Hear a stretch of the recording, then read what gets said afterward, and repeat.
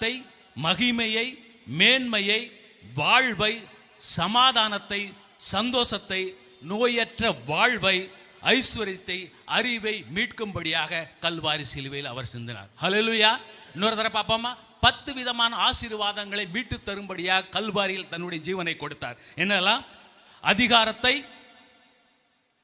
எங்க ஏதேன் தோட்டத்தை அந்த அதிகாரத்தை விட்டுட்டோம்ல, பாவம் செஞ்சனால அந்த அதிகாரத்தை மீட்கும்படியாக, மகிமையை மீட்டு, தேவ மகிமையை மீட்கும்படியாக, மேன்மையானங்களை மீட்டும்படியாக, வாழ்வை மீட்கும்படியாக, சமாதானத்தை மீட்கும்படியாக, சந்தோஷத்தை மீட்கும்படியாக, நோயற்ற வாழ்வை, கல்வாரி சிலுவையில் நம்முடைய எல்லா பாவங்களையும் நோய்களையும் சுமந்தார் அல்லவா, அந்த நோயற்ற வாழ்வை மீட்கும்படியாக, ஐஸ்வர்யத்தை மீட்கும்படியாக, அறிவை மீட்கும்படியாக தேவன் நமக்கு கல்வாரி ஜீவனை கொடுத்தார். ஹல்லேலூயா.